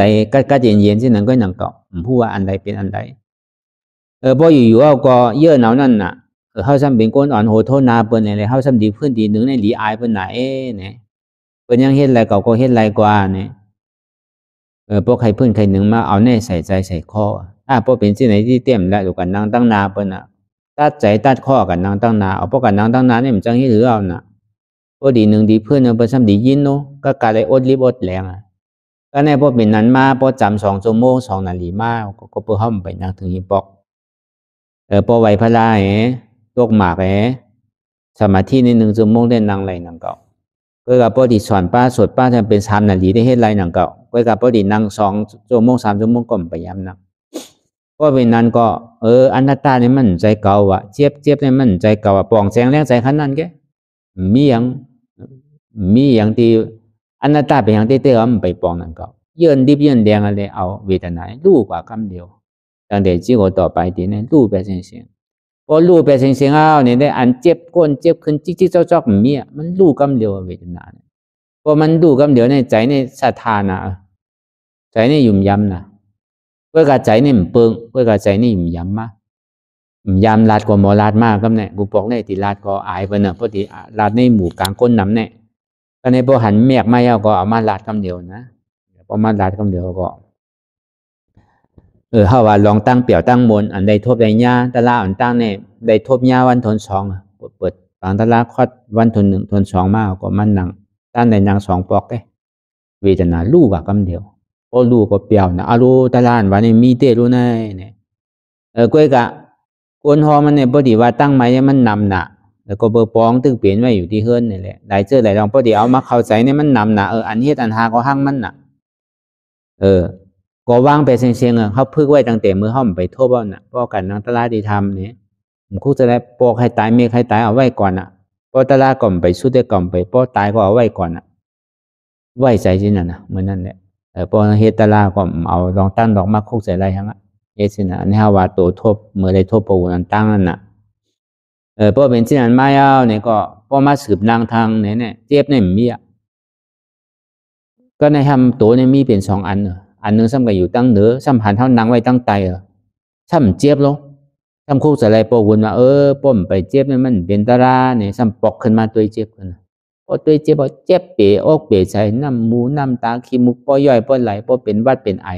ป้อใครหนาวย้อนมันเฮ็ดสินั่นนะแล้วเนี่ยก็เฮ็ดกว่าที่เขาก็ยอมกินยาตึ้งยอมการมันหวังที่ตึ้งขึ้นก็3 คืนหวังเนี่ยยามนางอีปอก3 ชั่วโมง4 ชั่วโมง5 ชั่วโมงเนี่ยหวังเอาน้ำมูน้ำตาป้อออกป้อนั่นก็ปอกเมื่อเฮิรนขึ้นไหนนั่นน่ะป้อเป็นที่ไหนได้ใจรู้มาคัดใจเฮ็ดเต้นนานๆก็ยดหย่อนมาหน้าเจ้าเก่าไว้ก็อันเฮาเลยหันผิดไผหิมหอมจำเฮาเลยสังนี่ป่านนั้นบ้านนี่มันมีผู้หญิงผู้ชายคนชายเลยมีหญิงเนี่ยมันเป็นหมาหน้าแกเนี่ย คนยิงดังหมดตั้งเสียงในไว้ใจเหมือนเมียเขาเสียงเอาเนี่ยยศหย่อนมาหน้าเจ้าเก่าก็เอาขากูปองให้เอาขากว่าต่างขาไส้ก็เนี่ยเอาขาไส้มาต่างขากว่าไว้ใจว่าคนยิงเนี่ยเหมือนเมียเขาก่อนเนี่ยมาหน้าได้เมียก็เนี่ยคนใช้เนี่ยพอเป็นนั้นพอมาต่างเอาเนี่ยก็บอกขามินิเนี่ยคาดกำเนิดเวลาเนี่ยจังนึงจังโตใจพอตีขาดอ่ะพออยู่ๆมากก็ตีตายเตะลูกเมื่อลูกปอเมื่อลูกเตะถือตายก็ปล่อยมันตายอันนี้ก็เอามันตายไปเตะพอมันตายไปแล้วก็ในโลกโลกานั่นเพิ่นเอาวันเมืองเอาเมืองผีเมืองสางมาอู้ปันก็ใครไรเอาวะน้ำเมียดมันเปรียบว่าแต่นั้นอันนี้เฮาว่าพอดีว่าก็มันยาวนั่นน่ะเนาะอันนี้เฮาว่าตัวทบอ่อนต่างสุดไว้สินั่นมาเนี่ยเฮาซ้ำขึ้นมาอ่อนกันเปิดปังตราทางปอกทน2เนี่ยก็เลยลุ่มลาเฮ็ดเบียวิจาแล้วเฮาว่ามือปอกทน1เนี่ยก็พวกเขามี3ก้อกันแหละลองตั้งกูเจอกูลองมันเปลี่ยนหยาบผืดไว้แต่ดีลุ่มลาสั่งจากไหนก็ในปอกทน2มาจังดีมีเนี่ยตัวดวงใจเขาเนี่ยอันมาบวชยอมเขาหมดเดียวมันนั่นถือเป็นก้นเฮิร์นเนาะมันก็เป็นเมียงสำเฮ็ดเขาพื้นเขาซอยจังไหนมันออกกับขายจอมลอยเว้าก็ในเป็นคำถามมัน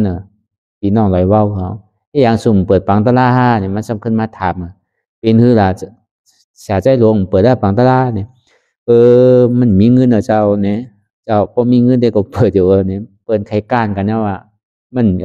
เปียเฮาติกะอุกันตัวกันมันดีเฮ็ดซื่อพี่น้องลอยเว้าเขาจังนี้มาพ่อมันปิยพรนี่แหละบ่เป็นจังนั้นเฮาอ่อนกันเฮ็ดทางไหนเนี่ยก็ในปอกทน2มาเปิดที่ปิยพรเพราะว่าเปิดปิยพรยาวนี่ก็นั่นคัดใจมันดังเตะ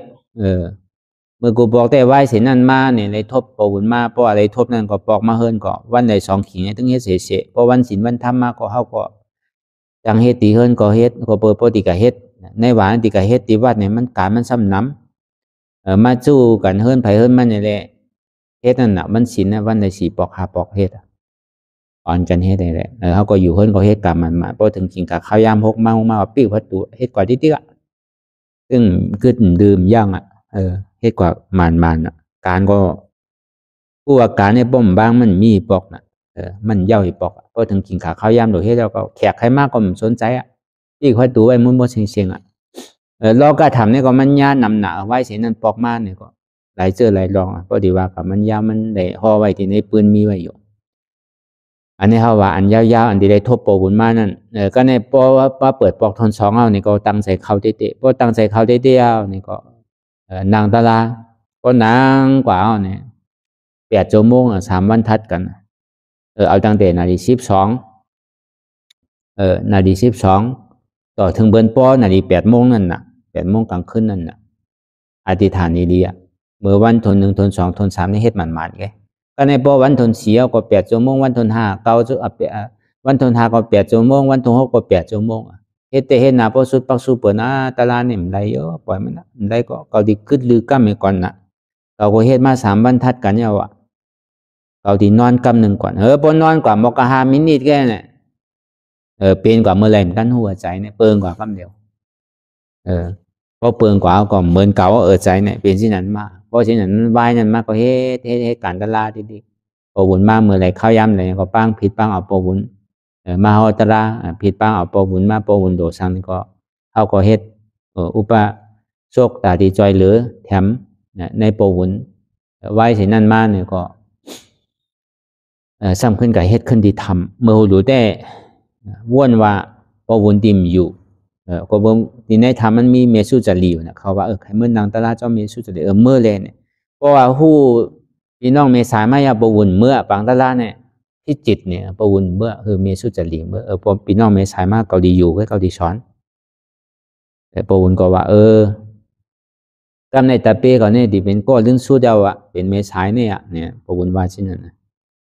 ว่าออกศพมาก็ในก็มาเฮ็ดการตลาดพอไม่ให้การตลาดเหมือนนั้นในเมื่อจ้องกันอยู่คนใจเก่าก็มียิงเก่าก็มีอยู่ก็เฮ็ดกากูโผกูเมกันนะก็เฮ็ดการตลาดตอนนี้ก็เฮ็ดกว่าก็พอเฮ็ดกว่าก็ชื่อละคนฮอมันเนี่ยมันทำถ่ายพอเขียวเลยทีเดียวในข้าวดัง3 ปีเพราะว่านางคัดเพยาวเนี่ยในเมืองนางเล่มก็คือเมื่อป้อเนี่ยเดือใจน่ะเพราะรายการน่ะเพิ่งตีเฮิรนมาหึงเพิ่งตีเฮิรนก็4 ชั่วโมง5 ชั่วโมง6 ชั่วโมงติด ก็รายการออกเมื่อเขานั่งเด่มก็หือก็ในพอเป็นที่นั้นมาเนี่ยมันเหมือนมีอย่างใครมาเขาตั้งกวนนั่นถ้าดีกัวไว้181 182ก็ในพอปอตนสามมาเนี่ยบนที่เหมือนห่างปนที่เขามาในธรรม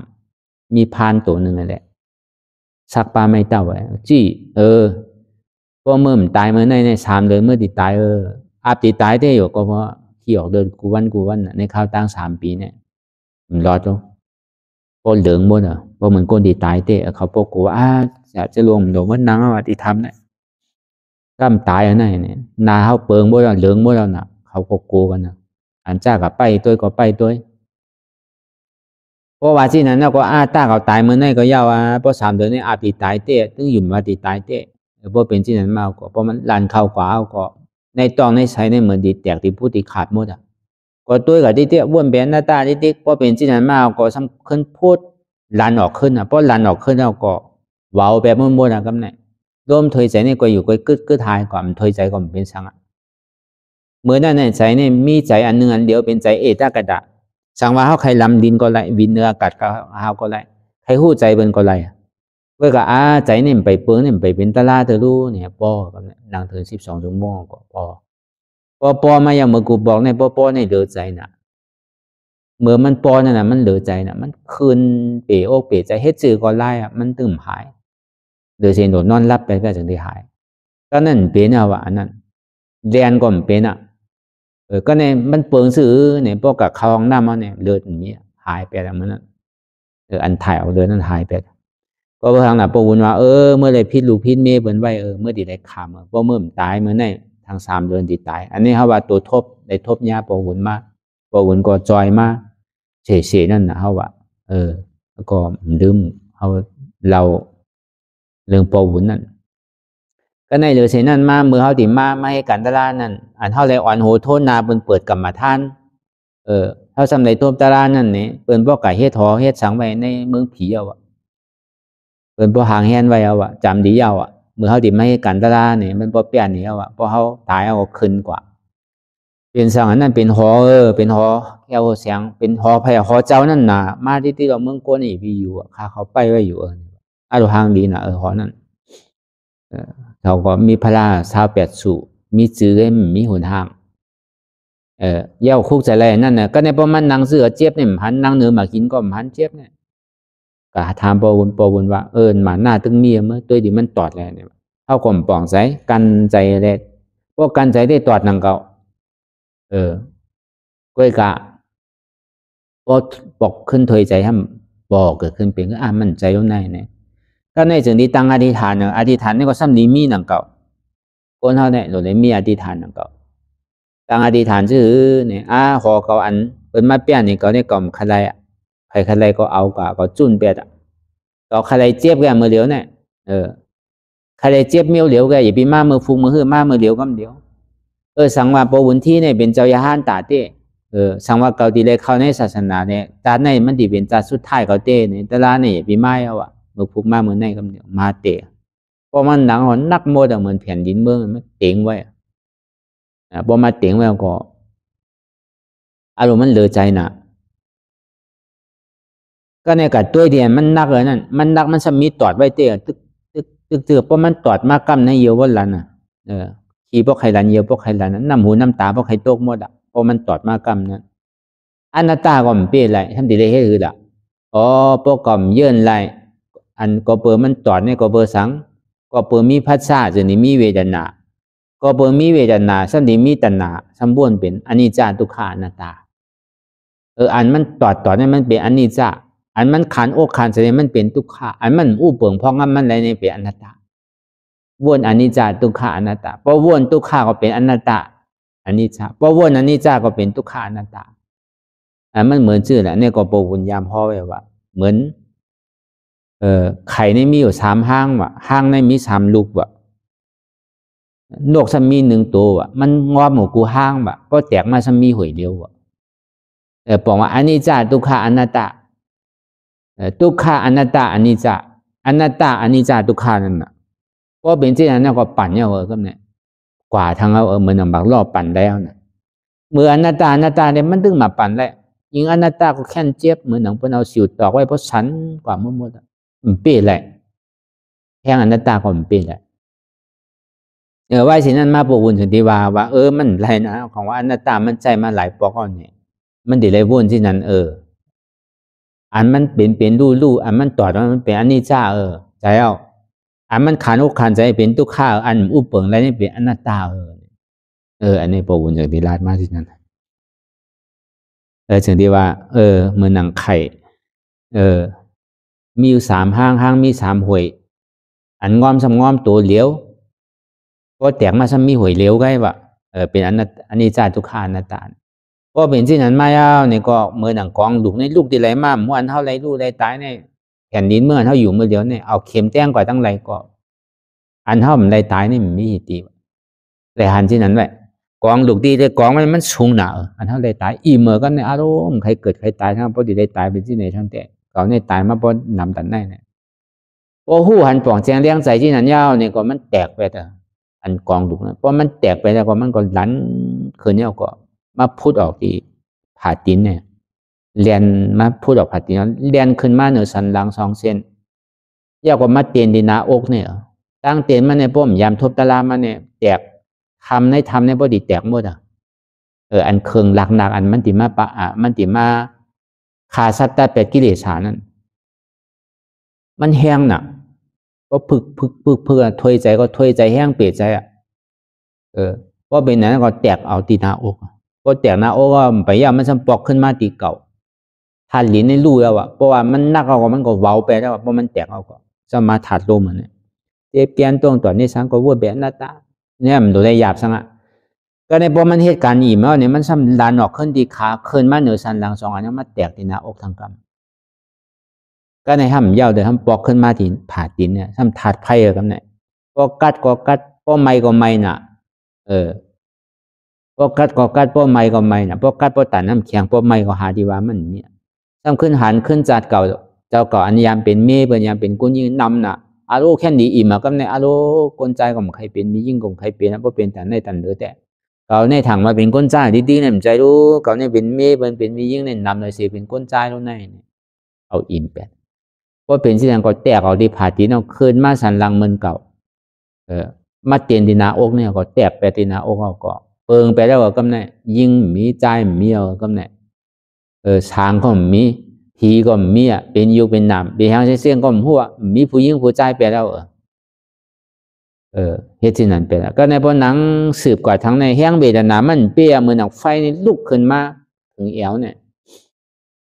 พอหาดีขึ้นมาเนี่ยปอเนี่ยพูดออกมาปอเมื่อยังตึกอยู่ตึกเปลี่ยนอยู่เมื่อไรปอเมื่อป้วนกว่าก่อนแดงไปถึงข้าวยามเติบหลั่นดวงขึ้นกว่าอะไร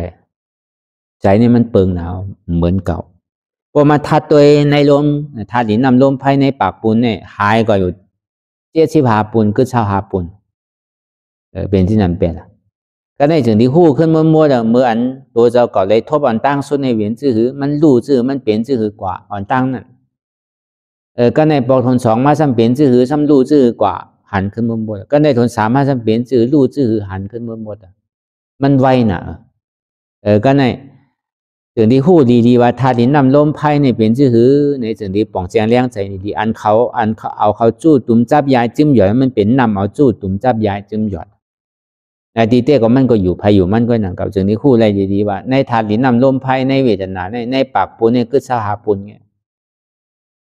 กวายแปดอยู่75 ปูนเนี่ยว่ามีก็เป็นที่นั้นมาก็อารมณ์มัน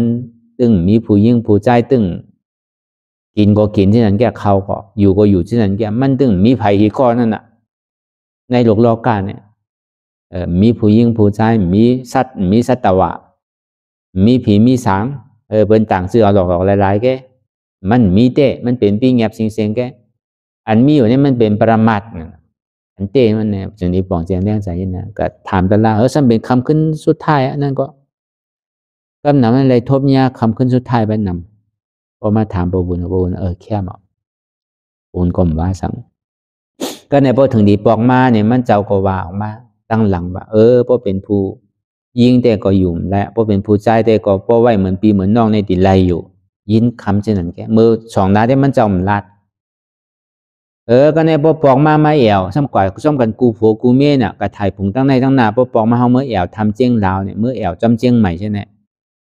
ก็ในปดิมาถ่ายเอาเนี่ยป้อมหาเอามือมายับในปากแปลเท่าเอาอย่างนั้นเป็นตะลากูเมียไปละในเนี่ยเฮ็ดจังนั้นอยู่ไร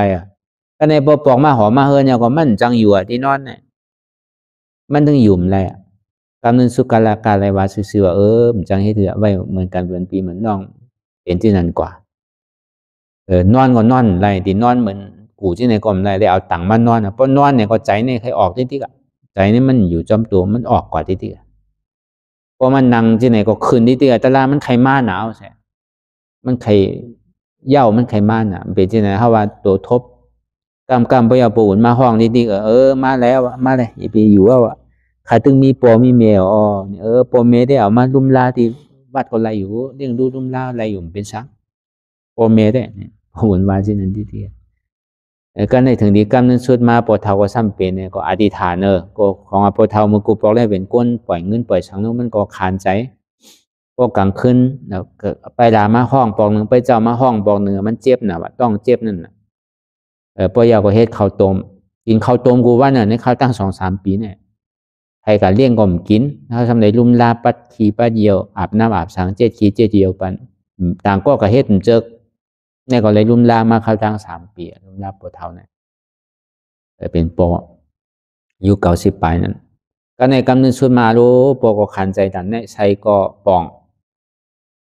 หลายเจอหลายลองเป็นย่อการในซ้ำเป็นเหลียแพทย์ทางอารู้ปอว่ามันตีหายได้หัวมันหายนะตั้งอธิษฐานดีๆเอาน้ำรีบก็หนังเก่าตลาติคาเลยทบมาบอมเป็นอันเจียดันหมันเตะมันติเป็นจัดลื่นสุดเนี่ยมันติ่มได้เท่าไรมันติ่มได้เกิดได้ตายได้สังเนี่ยวัวตยาบ่มีสื่อก็คือเจ้าได้ห้าไปคือมันปอขันในเราคือปอได้กว่าที่กัดเย็นเหตุกรรม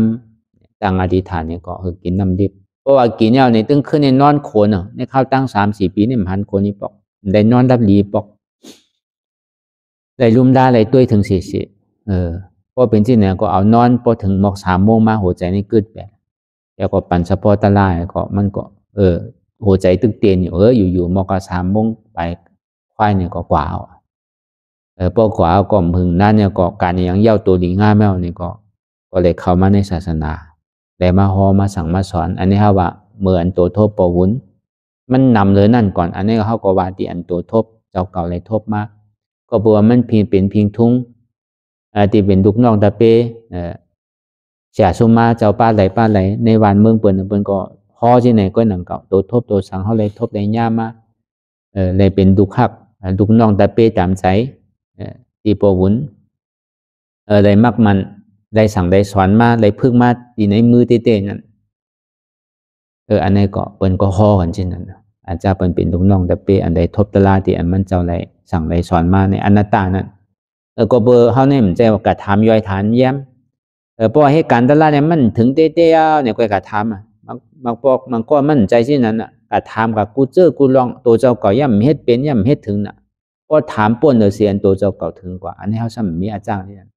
พอเฮ็ดอยู่เลยห้อมจังกว่าเต้ๆจังเมื่อเต้ๆที่ได้เฮ็ดจื้อเนี่ยจะนี้มาถามเลยทำ1 ปอกอันได้ทำได้เต้ก็ป่วนเลย5 ปอกเลยอันตัวเจ้าเก่าได้ทำมันเจ้าก็เกปันกำเหนียวตีได้เฮ็ดจีไหนตึงมีหมาหน้าอยู่มันหันเจ็บป้อมหันเจ็บนั่งเนื้อมาหินไงนั่งเนื้อมาหินก็เจ็บขา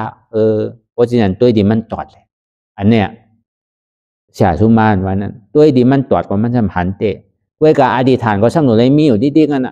ก็มันเป็นอธิษฐานเพราะว่ามันเป็นเตะจื้อเตะใจเตะมันมากำเหนียวตลาดเนี่ยก็มันมีลองตั้งมันใจกำเหนียวนั่นการที่การตลาดมันดีเป็นจัดสุดจัดเสียงเขาเตะในภาวะจาปันในเตะก็ดีคัดใจคือมันพอเย้าตัวดีงามกว่าในภาวะจัดเดินสุดแน่มันก็เป็นแห้งใส่อันหนึ่งนั่นก็เพื่อเขาอธิษฐานมากกำใดก็ซ้ำเปลี่ยนที่นั้นซ้ำมาเตะโลมันก็ดีเป็นจัดกำเดินสุดเตะอีกหลายเดะอันนี้ก็เป็นพิเศษในวันเหมือนนั่นเป็นอันทุสานวันที่31ลองตั้งครบ3 ปีเต็มที่ปวุ้นที่วิจิตรธรรมะอนัตตารามธรรมโบเมืองหน้าเวียงเกียงหลาวเจตอนเกียงใหม่จึงไทย อันใดเขาส่วนมหาคำกว่าซาอุปฏิเสสานิปานนั่นเนี่ยก็อันนี้เขาอยู่ที่ว่านาตาวัชนะกรรมฐานกาดกูเวงตอนที่เมืองใต้ประจันในเกาะคุกจะไรใครใจถึงวันที่31ครบในวันเมื่อในเกาะเขาก็สำคัญเอาคอสั่งคำสอนของพ่อแม่ครูบาอาจารย์เขาเลยมาสั่งมาสอนแล้วก็ตัวเจ้าเก่าเลยทบเลยยาได้เป็นลูกน้องแต่เปมา10 ปีไปเนี่ยก็เอาขึ้นมาเราเนี่ยอันว่าตีอันได้เป็นลูกน้องแต่เปปวุนในสังอันก้อมไปได้หันปวุนเตอได้ซ้ำขึ้นเลยมาเฮ็ดการตลาในเกาะปึงอิงหรือเสพ่อแม่ครูบาอาจารย์เขาแสงเงาเก้าเขาไว้แล้วลงดื่มเขาพอได้เป็นที่จองกึมกว่าวันที่31กูปีเนี่ยก็เขาปกคุกใจไรใครใจถึงใจว่าเขาปล่อยเปียดปล่อยผ้าปล่อยว่างใครกว่าอยู่กว่าเศร้าใจเขาอยู่ที่ไรเศร้าที่ไรเนี่ยพอเขายามจอมสินตั้งคอสั่งคำสอนของปบุญเขาเนี่ยก็เขาก็ที่ไรฮอดจอดถึงเมื่ออันเจ้าเขาฮอดจอดถึงหนังเก่าก็เปิดตัวเจ้าเก่าเนี่ยก็เป้าหมายอันสูงสุดนั่นก็นังแหละอุปทานตัณหาอุปทานมันที่สุดเสียงเก่งหายก่อนก็คัดใจกันคัดใจกูมือกูวันนั่นน่ะกูวงกูเลินนั่นน่ะมันที่สุดที่เสียงเมื่อไรก็เอาว่าเป็นตั้งหนาเมื่อไปสุดไปเสียงเมื่อไปเย่าไปตัวเดินนั่นก็ที่ได้คัดใจที่ไว้การส่วนตัวพอถึงขิงขาข้าวยามันมาเนี่ยก็ที่ไว้การส่วนตัวเนี่ยเป็นอันดำรองการนั้นตั้งนำได้ก็ตึกว่าไว้ว่าพออายุ50มานี่ก็เฮ็ดถึง50มื้อเดียวก็อายุไม่55เอา45น่ะทั้ง5ปีก็ตาที่เฮ็ดปราหิตะตาที่เฮ็ดปุณตะก้นส่วนน้ำปุณตะคือเปิ้นบ่ได้ฮู้หันตารานั่นไหว้เสินั้นมาก็ติ่มบ่ให้ลาดก็เหือที่เฮ็ดเหมือนบ่วุ้นนั่นน่ะพอลาดก็ลาดจือๆใจๆก็เดี๋ยวมันโหลาดกำยาวกำบอกกำสังเพื่อในคราวตั้ง4-5ปีเนี่ยก็ยังตึงมีหว่ามีแห้งก็นั่นก็แหละ3 ตี 3ตั้งเปลี่ยนเท่าไรเตะตังมาปวุนเท่ามาเตะที่ไหนเจ้าก็สำคัญนะเฮ็ดกิ่งเพกว่าแท่งในทำปองนายเยืองเลยสังในอนัตตาของเขวิ่งตาจิเล็กเลยสังจะในก็ใน3 ตี 3ตั้งในก็เป็นหือมากก็เย้ายะก็ตีหือมันก็อะไรเป็นปางตลากว่ากูปีอันวานเหมือนแห้งเจ้าเก่าเป็นอะไรคือก็ดีเฮ็ดกว่าพอถึงขิงถึงข้าวถึงยามันมาดีกึดนั่นน่ะมีคือก็เอามันวานั่นน่ะไว้ข้าวตั้ง5 ปีก็พอ5 ปีก็ถูกดีอยู่เฮ็ดปุณตาส่วนตัวถูกดีเฮ็ดลิกเฮ็ดไล่ก็ดีเฮ็ดออกมาเมื่อข้าวย่ำนั่นอันสั่งอันสอนก็ดีพอใครสั่งใครสอนก็เหือเมื่อยังตึกมีแห้งใครลาดใครสอนอยู่ก็โดดสอนนั่นน่ะเนาะพอถึงมีแห้งใครลาดใครสอนมาใครอ้วนสองมากใครอิ่มมากก็มันหนวกกัดเย็นนั่นน่ะมันก็มีขิงมีข้าวมีย่ามาดีสอน60 70 80ดีสอนหรือดีก็มันต่างหนึ่งไล่นั่นก็มันก็โดดพึกหนอแตนคือพึกอันภูมินำกัดได้เลยหมอสั่งหมอสอนหมอจ้างตื้อกรรมกว่าตั้งนานนั่นมันใจว่าโดดทีโดดสั่งมันเป็นตีเก่ารถไผ่มาสอนได้ในตึ้งมีใจว่าตาใช่ไหมไผ่มีนำกัดนำแขนเนี่ยก็มาอ่อนโหโทนากาเนี่ยก็แค่นหาติวามแค่นโจมแค่นดีปกติไรมันเป้ตัวมันอย่างปอเมพอหันดุกล่างเป้ตัวก็โจมจอมมันมีใจเมตตากรุณามุติตาเสียสุ่มมากก็เหมือนนั้นหนังเก่าปอเมก็เหมือนกันเหมือนที่นั่นหนังเก่าพอหันดุกล่างเป้ตัวก็ไม่ใจเอาน่ะกัดเย็นเอาน่ะพอดุกล่างเป้ตัวเนี่ยก็ไม่ใจอยู่ไม่ใจได้เหมือนว่านะมันใจว่ากาตั้งนาลืมตั้งหลังได้เหมือนเป็นที่นั่นหนังเก่ามันเป็นไรเจอไรลองเตียนเฮาถูกตีไรอยู่กว่าได้ตีไรสืบกว่าได้ตีไรมีลองตั้งคันทีมีลองตั้งนี่ข้ามาบารมีเตะอย่าไปว่นบุญตาส่วนตัวเจ้าเก่าเลยว่นตาศาสนาว่นตาข้อสั่งคำสอนปอุ่นที่เฮานั้นตีไรเฮิงเปิ้งใสกว่าก็เป็นพ่อแม่ครูบาอาจารย์เฮานั้นแค่นั่นน่ะคนเป็นชาชุมานั่นก็เหมือนปอเหมือนเมก็หันดูร่างเป้โตเนี่ยก็ผมโจมจอมมีตั้งไม่ใจมีใจเมตตากรุณามุติตาพอหันดีก็โจมจอมพอมันเป้โตก็ไม่ใจจอมนั่นน่ะบางปอก็มันหนูลาดออกชบนั่นมันก็มันก็ที่ไรตัวกันอยู่กันกว่าก็ถึงคนเฮาแต่ก็ตั้งนานมันดิมีตายกันน่ะเดี๋ยวจะตายนี่มีอะไรทั้งก็เพราะนั้นเมื่อไปตายตัวนั้นในเฮาอยู่ภาวะอะไรเฮาอยู่อันเมียวอะไรก็ คือหักภาวะเตียนเฮาอยู่คือเข้าใจคือป่องแจงเลี้ยงใจการเตียนเฮาเฮ็ดอยู่คือมีย้อนนิโสมนสิกะละคือมีสันตะคือมีใจปีติมีใจวิริยะสติฮิไรมียังหาเปิงสติห้องว่าสตาวิริยะสติสมาธิปัญญาโอ้ยที่ไหนก็วันหนึ่งวงหนึ่งเหลือหนึ่งปีหนึ่งก็เฮาดีเลยทบเลยญาณเก่าตะลาเนี่ยใครไรหนักก็ห้ามดีข้านหนักก็ห้ามดีเอาปุงบาทนะกูขิงกูข้าวยามเมื่อเฮาลักเมื่อเฮาลูกเฮาหนังเมื่อเฮากว่าเฮาไปก็อย่าไปหลงลืมตะลาเมื่อนาแลหลังก็คือมันเพ่งเพียงกันรับหลังก็คือเมื่อหนังเฮาเฮ็ดตั้งนาก็เมื่อหนังเฮาเฮ็ดเนี่ยมันจะตั้งนาเปิงหนึ่งตั้งหลังห้ามเปิงหนึ่งมีเป็นที่นั้นอันนี้ก็เป็นหือมากก็ยาวยะในวันเมื่อไหนเนี่ยก็หือเงาข้าวยามก็พอเดียวอ่ะมันเป็นวันทุสันเป็นวันพิเศษเตียนเฮาคุกใจไรใครใจถึงกลุ่มเกจูปอเมคุว่าอาจารย์เฮาฮอปอวันที่วิจิตาธรรมานั่นก็จึงได้เอาตัวทบธรรมดาอนัตตาเลยตัวเลยทบรุมลาวิเวียวิจะรุมลาปอวุนมาเมื่อปอวุนอยู่ดีกินบานคอเขาก็เลยส่งก้นเมื่อรุมลาเอาดูตัวเจ้าเก่าก็เลยกับรุมลาก็ลายเรือนนั่งเก่าปอวุนซ้ำหืดลึบออกมาติตั้งปุ่นมีไผ่ต้วยเนี่ยก็เลยกับรุมลาเสียเขาเรือนนั่งเก่าอันนี้ก็เขาเป็นลูกน้องตาเป้ก็ปองว่าเขาก่อมในปล่อยไรพาเตียนกำนึงสุดพอบุญเขาติเขาสุนมาค่ำกว่านี่เขาว่ากุกก็ไรกะฮอจอดถึงไรกะไว้กะซาไรกะเฮบีวิจะไรกะหอบอาบน้ำอาบสังไรเจ็ดขี้เจ็ดเดียวในลุ่มล่ามันเจ้าก็ในปองว่าเขาก็มันเกิดไพ่มันเกิดพิกินเนี่ยะ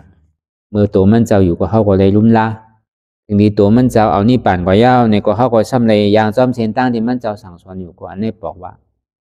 ลูกหู้กลุ่มเกจูปอเมลูกน้องแต่เป้หู้กลุ่มเกจูเสียชุมานั่นก็อันเฮาไม่ให้กันตลาดในจอมเชนตั้งปบุญเนี่ยก็อันนี้ก็บอกว่าหู้กลุ่มเกจูยางซ้อมเชนตั้งมันเจ้านั่นก็ลีเลยเสียกูเจอกูลองอันเฮาไม่ให้กันตลาดที่ดีมันเป็นอนัตตาน่ะเนาะคือเฮาวนด้วยเรื่องลีอนัตตามันมีสังเอาลูกอุปงพองมันในอันเตลูกใครเท่าก็เท่าใครเป็นก็เป็นใครตายก็ตายนั่นน่ะเป็นอนัตตาในใจเด็มคือกว่าไรนะใครทบไรยากกันอยู่ที่บุญเท่ากลมใครกว่าทั้งไรนะมันเป็นที่นั่นเนาะอานิจจาวัฏสังขาราอุปาทวายธรรมิโนอุปจิตานิโรสันติเตสังอุปสัมโมสุขโขทุกขาวัฏสังขาราอุปาทวายธรรมิโนอุปจิตานิโรสันติเตสังอุปสัมโมสุขโขอนัตตาวัฏสังขาราอุปาทวายธรรมิโนอุปจิตานิโรสันติเตสังอุปสัมโมสุขโขอันเป็นปังสกุลล่านะ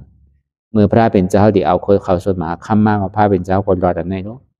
อันนี้จ้าวัฏสังขาราอันนี้จ้าอันนั้นมันกึมเนี่ยสังขาราเรียกลายปิ่นปุดกว่าติ๊กวัฏสังขาราแล้วก็เปิดมีวัฏสังขารามีลองตั้งสังขาราลองตั้งเกิดตายอยู่แล้วอุปาทวายธรรมิโนก็เปิดมีอุปาทานมีตัณหาใจที่ใจจับใจเป็นอยู่แล้วจึงได้เกิดเท่าเป็นตายแล้วเกิดแล้วตายนั่นน่ะอุปจิตานิโรสันติเตสังอุปสัมโมสุขโขเพราะว่าเขารับไรเหตุทางเอาจ้องทุกข้าห้องว่าอุปทานตัณหาเอาในจึงเขาจึงดีถึงดีสุขะกัดเย็นไรว่าจึงดีถึงเป็นนิจจาไรว่าอันนั้นทุกขาวัฏสังขาราอุปาทวายธรรมิโนอุปจิตานิโรสันติเตสังอุปสัมโมสุขโขอันเท่าไรมาอยู่นำคันตะทุกขาวัฏสังขาราอันเท่าไรมาเกิดเท่าเป็นตายเนี่ยเป็นทุกขาว่ะอุปาทวายธรรมิโนก็เปิดสังในเป็นเหตุคือทุกขาก็เปิดเขามีใจอุปทานใจติดใจจับใจจ้อยใจเปลี่ยนก็เปิดมีตัณหากิเลสลงแหละมีอุปทานใจติดอันนี้ใจติดอันน่าวแหละก็เปิดมันเป็นอัตตานั่นน่ะบริวารเตอนัตตาเนี่ยมันใจติดสังลงอุปาทวายธรรมิโนพอหูจักอนัตตาเอาธรรมมิโนมันเป็นอนัตตาเป็นธรรมพอหูจักอนัตตาเนี่ยถึงก็เป็นอัตตาที่อุปาทวายธรรมิโนว่าอุปาทานตกหมดสุดเสียงตัณหาตกหมดเสียงก็ยาวทุกข้านวันนี้ก็สุดเสียงจริงหายกว่าเข้ากับที่เป็นสันติสุขข้าห้องวันนี้ปานติกัดเย็น ทุกขาวัฏสังขาราอุปาทวยธรรมิโนอุปาจิตานิโยสันติเตสังอุปสัมโมสุขโขพวกมันพอจอดถึงกว่านี้นี่ปัญญาก็เป็นสันติสุขข้าเอาอนัตตาวัฏสังขาราอุปาทวยธรรมิโนอุปาจิตานิโยสันติเตสังอุปสัมโมสุขโขอนัตตาวัฏสังขาราวะสังขารเนี่ยมันเป็นอนัตตาวะมันกึมวะมันดุเดียนิจาตุขามาเลยอุปเปิงพองำเหนือมันใดวะมันใครเป็นยังก็เป็นใครตายเป็นหรือก็เป็นมันใครแหลกลายค่ายซื่อก็เป็นกว่าที่กว่าอนัตตาวัฏสังขารอุปาทวยธรรมิโนก็บ่มีใจอุปทานใจจับใจเปลี่ยนมีแต่นากิเลสหลงไว้เอาแหละธรรมะอุปจิตานิโยสันติเตสังอุปสัมโมสุโขป้อหูหันตระหูหันเฉพาะธรรมตระป้อป่องแจงเลี้ยงใจเฉพาะธรรมตระป่องแจงเลี้ยงใจเฉพาะธรรมตระเนี่ยเป็นสังเป็นอนัตตาอุปจิตานิโยสันติเตสังอุปสัมโมสุโขป้อเหมือนนั่นก่อนมันจึงได้ฮอดจอดถึงกว่าที่อมตะทัดห้องว่าสันติสุขะห้องว่านิพพานที่ก็เย็นนั้นฮอดเลยเนี่ยอันนี้ในปังสกุลด้านนั้นพอเอามาปิ่นตัวเนี่ยมันลึกล้ำกัมพีมันมีหลองอจองอโจก็เปิดอจองทุกขะจะดีเป็นอโจทุกขะพอรับเหตุทางเอาอจองทุกขะแล้วก็อโจสุขะมันฮอดกำเดียวนี่แล้วว่ามันเป็นเศษจัตราสีเปิงกำเดียวในปังสกุลานั้นเขาก็ได้ยินได้ถอมก็เขาหูที่ปองมันกัน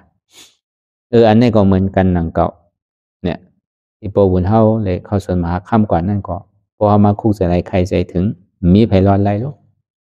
มันก็มีอันนี้เจอลองตึกเป็นทุกข่าวที่แกน่ะเมื่อยังตึงมีอยู่นามคันถามีอะไรที่อุปเปิงเมื่อไรเขาหาจอดถึงส่วนมหาค่ำกว่ายาห้ออนุปฏิเสสานิปันตอนนั้นมีคันถายว่ายังตึกเป็นสาวปฏิเสสานิปันอยู่ก็ยังตึกหลบเป็นทุกข่าวยังมีดองตั้งเจ็บตั้งไม้ตั้งไข่ตั้งหนาวอยู่ย่ำอยู่ดีกินมันเท่าไรทบเท่าไรทุ่มดาผุนบ้านมันจะก็ยังเปลี่ยนโยกาตั้งเจ็บตั้งเปลี่ยนโยกาคนเท่าคนเปลี่ยนพฤติกรรมเรื่องสุดมาก็ประกาศทีไรตายแบบเนี่ยเพราะความกวนเขาอันตายเนี่ยเขาโจมนะอันเป็นเจ้ายาหันตาปเจกาพุทธาเขาพระเป็นเจ้านั่นกองนักหลวงเนี่ยเขาทีไรว่างแปดเย้าเนี่ยเขาติ่มได้หาเมื่อยอันเมื่อเฮ็ดทางสร้างปองเขาเนี่ยหูกีพระว่าจัดป่านเนี่ย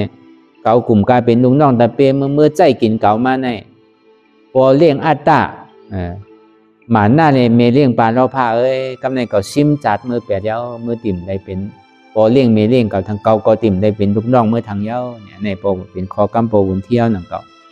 ที่เตรียมออกในตั้งอย่างเจ้าผู้ที่นั่นข้าวตั้งเจ้าผู้ที่นั่นมีในนั้นพอเลี้ยงอัตตาเดหมาหน้าเมเลี้ยงปลาเราผ้าอ่อนไอตาซาขึ้นกว่าเมืองผีเมืองสางลงกว่าอาเปสีภูมิถึงหน้าลายเดสังเป็นเปียกตาเดสังเป็นอสุรกายเดสังเป็นสัตว์ไร้ฉานเดสังเนี่ยมันเจ้าเตรียมไว้